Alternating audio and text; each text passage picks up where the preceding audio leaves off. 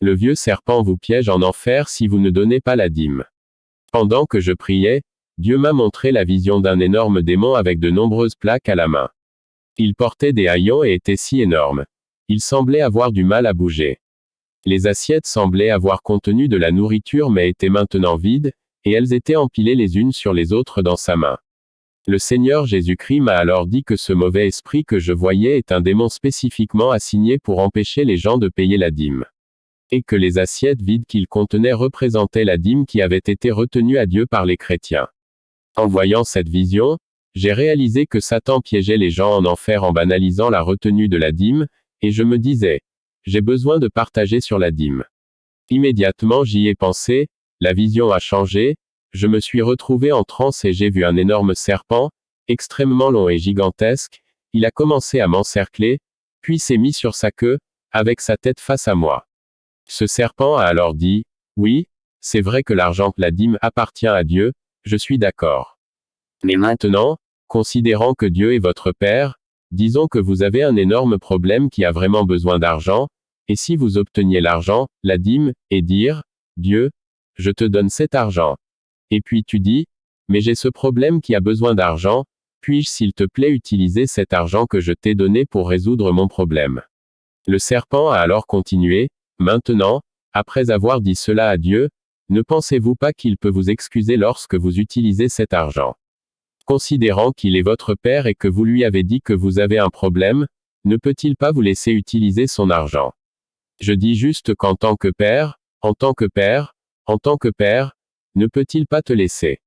Ne peut-il pas te laisser l'utiliser?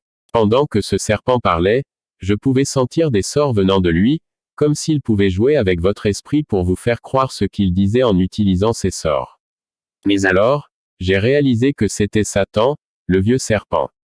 Et à ce moment-là, j'ai dit, va-t'en Satan. Je te réprimande au nom de Jésus-Christ. Et le serpent a disparu. Le Seigneur m'a alors dit, voyez-vous comment Satan utilise tous les types de mensonges pour tromper mon peuple en lui faisant croire qu'il est normal qu'il ne donne pas la dîme et que ce n'est pas assez grave pour l'emmener en enfer. Beaucoup ne donnent pas la dîme parce qu'ils ont cru aux mensonges de Satan et ils le prennent à la légère. Mais Satan en piège beaucoup en leur faisant retenir leur dîme en utilisant des mensonges qui peuvent sembler convaincants à l'esprit charnel. Nous devons obéir à Dieu dans tous les domaines, y compris les dîmes et les offrandes. Les 10% appartiennent à Dieu et l'utiliser pour toute autre chose est du vol, car vous utilisez de l'argent qui ne vous appartient pas. Cet argent est destiné à l'œuvre de Dieu et Dieu vous tiendra responsable si vous continuez à retenir. C'est voler Dieu et les voleurs n'hériteront pas du royaume des cieux. Malachie 3/8-10, un homme volera-t-il Dieu? Pourtant, vous m'avez volé. Mais vous avez dit, en quoi t'avons-nous volé? Dans les dîmes et les offrandes. Vous êtes maudits d'une malédiction, car vous m'avez volé, même toute cette nation.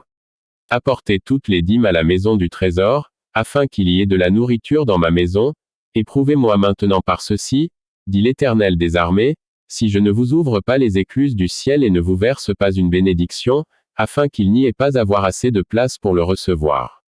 1 Corinthiens 6/9-10 Ne savez-vous pas que les injustes n'hériteront pas le royaume des cieux?